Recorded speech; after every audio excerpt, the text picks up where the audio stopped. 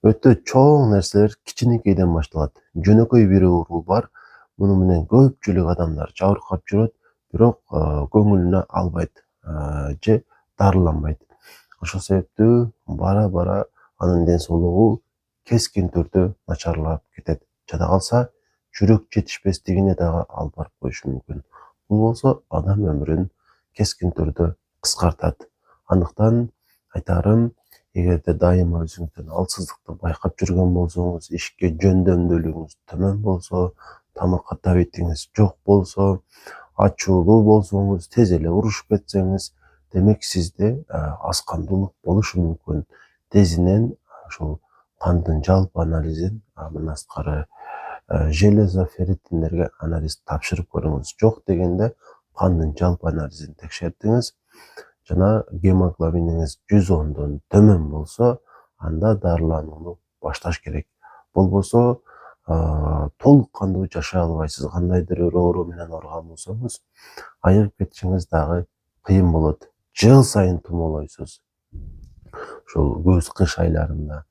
Анан эми дарылануу кандай болот? Дарылануу биринчи кезекте туура тамактануу менен болуш керек. Эмне үчүн? Анткени ошол биздин организмибизде болуп туруучу баардык зат алмашуу процесстери сырттан алган ушул азыктарыбыз менен болот да. Жана алар бир түрдүү боло берсе, демек зат алмашуу процесстери начар болот. Андыктан мүмкүн болушунча рационду байытышыбыз керек. Бизге жагымсыз болгон нерселерди дагы жегенге аракеттенсек жакшы болот. Айрыкча эт азыктарын толуктаңыздар. Анткени эч бир азык ошол эт азыгынчалык биздеги гемоглобинди толуктап бере албайт. Анан эми өзүңүздөр жакшы билесиздер, аз кандуулук менен айрыкча аял кишилер жабыркайт. Бул эмнеге байланыштуу? Бул ошол аялдардын ушул табияттан ар ай сайын тазаланып туруусуна дагы байланыштуу. Эми албетте бул нерседен баары эле жабыркай бербейт. Көпчүлүктө бактыга жараша баардыгы жакшы. Бирок кээ бир адамдар ушул ай сайын тазаланганда кийин дагы ушул организмди өтөт айткандай питательный вещество деп коелу, орусча айтканда. Ушулар менен толуктай албай калышы мүмкүн. Натыйжада ушул аз кандуулукка дуушар болот. Мындан сырткары өзүңүздөр жакшы билесиздер, аял кишилер кош бойлуу болот. Ошол учурда ага ушул берилген түшкөн азыктар экиге бөлүнөт. Натыйжада өзүнүкү дагы мындайча айтканда азаят. Ошонун негизинде дагы аз кандуулукка дуушар болуп турат аялдар эркектерге салыштырмалуу көбүрөөк. Ошол себептүү эркектерге эмнени айтам? Аялыңыздардын ушул тамактануусуна маани берип жүрүңүздөр.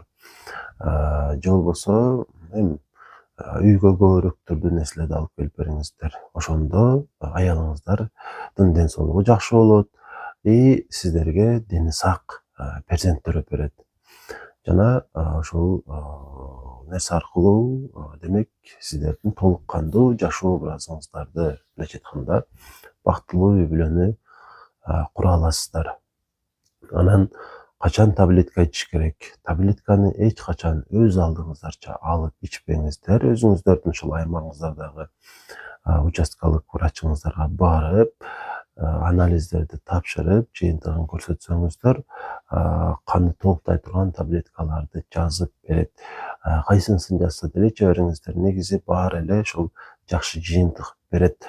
Мен көбүнчө ушул мальтофер деп аталган таблетканы сунуштап жүрөм. Анткени көп адамдарда ушунун жыйынтыгын көргөнмүн. Эки түрдүүсү бар. Ушул жаш балдарга жанагы суюк түрүндөгүсү болот, чоң адамдар болсо таблетка түрүндөгүсү болот. Ушул өзүңүздүн ушул курагыңызга жараша кайсынысы туура келсе, ошону иче бересиз. Анан албетте канды көбөйтүш үчүн ошол кандын эле дарысын ичүү жетиштүү эмес. Мындан сырткары С витамин, Б тогундагы витаминдерди дагы кошумча ичип турсаңыз жакшы болот. Мисалы, 3 айга кандын дарысы жазылган болсо, 1 ай болсо дагы кошумча витаминдерди дагы ичип коюңуздар. Анан айтып коюш керек, канды толуктоо бул бир гана таблеткалар менен эмес. Эң оболу туура тамактануу менен болуш керек. Рационду демек пайдалуу азыктар менен байытабыз. Эң көп ушул канды көбөйтүп бере ала турган бул демек эт азыктары. Мүмкүн болушунча ар түрдүү эттерди көбүрөөк алып келиңиздер үйгө. Анан бозо канды көбөйтөт деген бул жалган маалымат. Бозо канды көбөйтө албайт. Эми албетте бул деле ушул пайдалуу азык болуп эсептелет, бирок канды көбөйтүш максатында ичкен дурус эмес.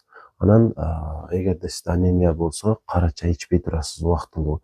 Ичсеңиз болот, өтө көп эмес, тамактан 2 саат, 3 саат кийин ичиш керек ошондо. Демек, бул сиздин каныңыздын көбөйүшүнө тоскоол болбойт. Бүгүн сиздерге ушул маалыматтарды жеткиргим келди. Сөзсүз түрдө сактап алыңыздар өзүңүздөргө жана башкаларга дагы жөнөтүп коюуну унутпаңыздар.